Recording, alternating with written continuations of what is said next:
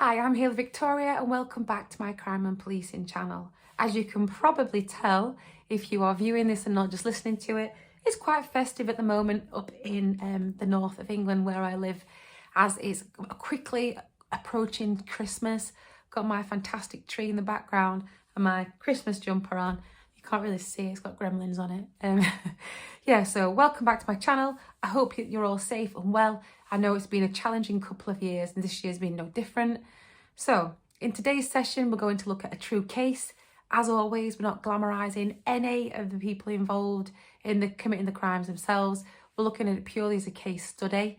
In this study, we're going to be looking at the evidence which was used to help capture the suspect and bring justice to this crime for that victim. Okay, so the crime I'm talking about is the murder of Michele O'Dowd, a 67-year-old from Jackson in Florida, on December the 2nd, 2011, which was a Friday.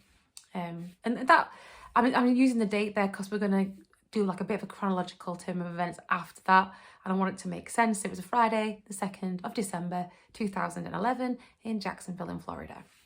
Okay, so what happened then? How did Michele O'Dowd end up being found dead? Well, let's give a bit of background about Michele. So Michele O'Dowd was apparently a really lovely woman. Lived in a nice gated community in America. You know, she was very kind, very friendly.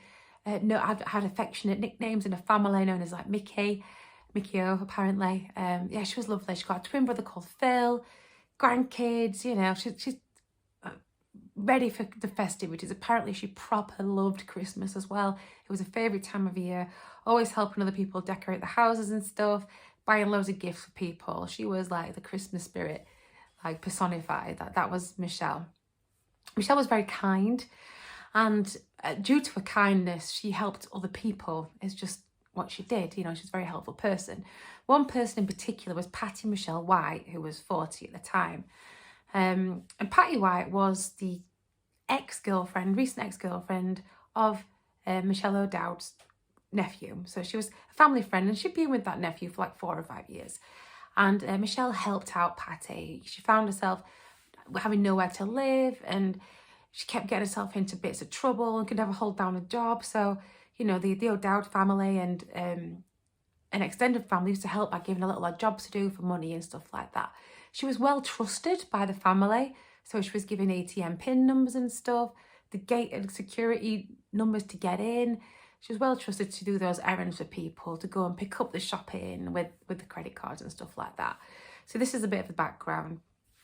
So I've still not told you how it happened. And you must be thinking, what are you talking about, Ailey?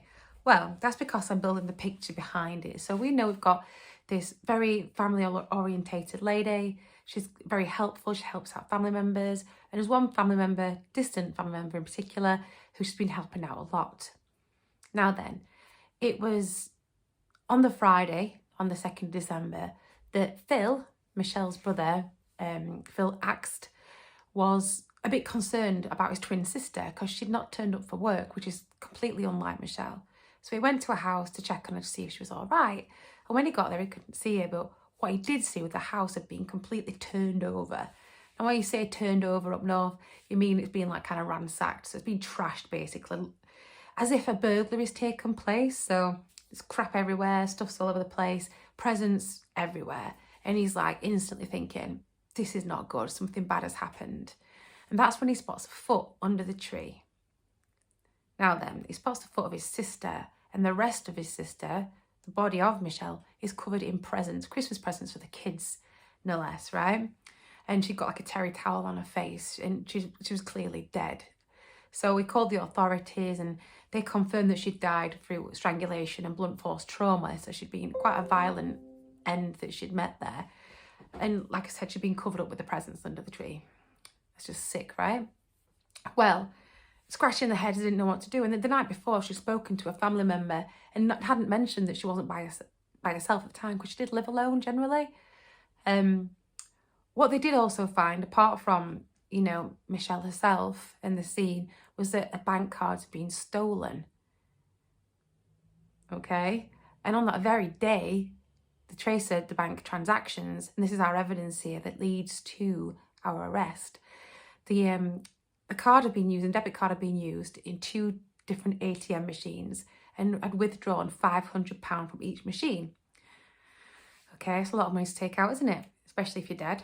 So taking out £500 from each ATM machine. Now, what you might not realise is that ATMs are usually fitted with cameras. So there's a CCTV, surveillance cameras fitted on ATM machines, and that's for security purposes.